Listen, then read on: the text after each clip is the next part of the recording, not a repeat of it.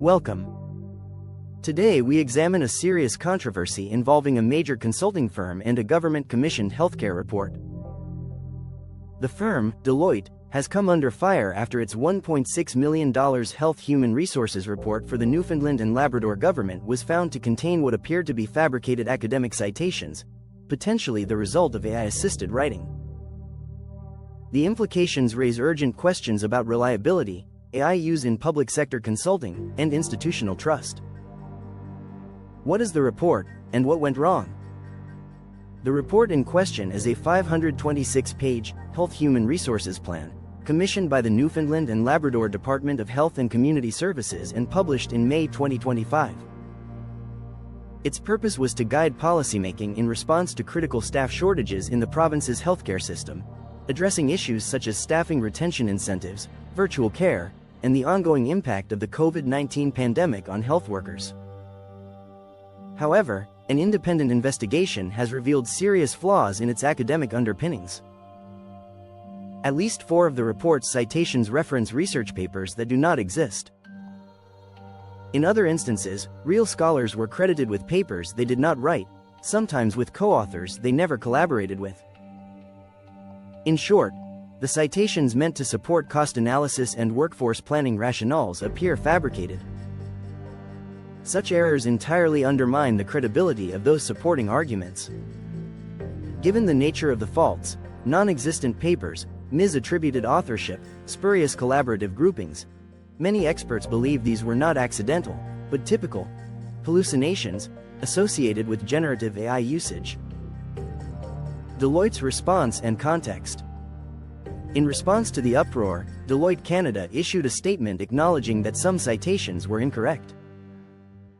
The firm claims, however, that these represent a small number of citation corrections, and insists that the substantive content, findings and recommendations of the report remain valid.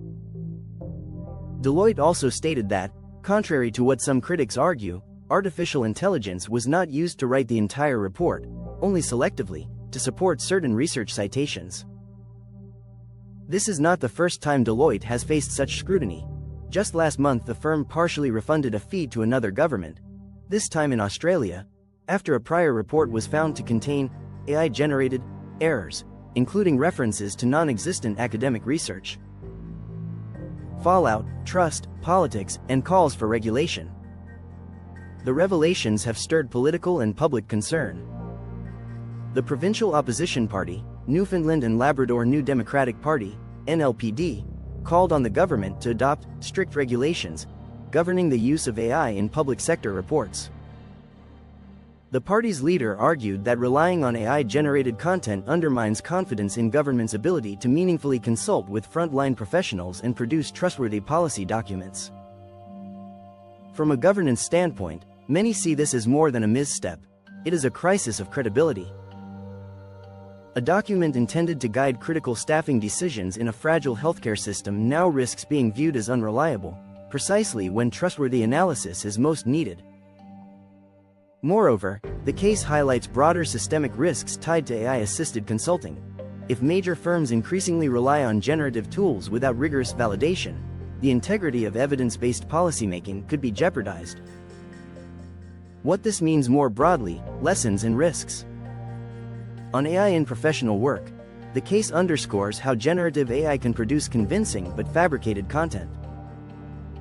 Without human verification, hallucinations can translate into serious real-world consequences, faulty policymaking, flawed public spending, and erosion of public trust. On consulting ethics and accountability, paying nearly $1.6 million for a public policy report assumes rigor, diligence, and accountability.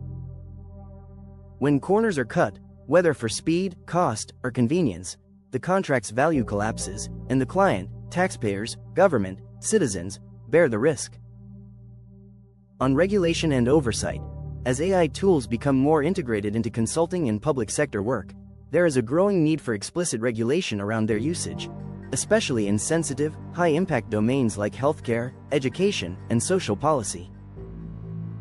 On transparency and verification, government bodies commissioning external reports should establish standards around citation verification, peer review, and human-in-the-loop accountability, particularly when third-party consultants employ AI tools. Conclusion: the Deloitte Newfoundland case is a warning.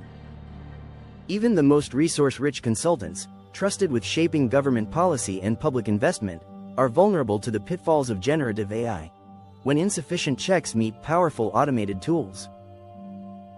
If we want reliable public policy informed by data and evidence, we cannot treat AI as a shortcut.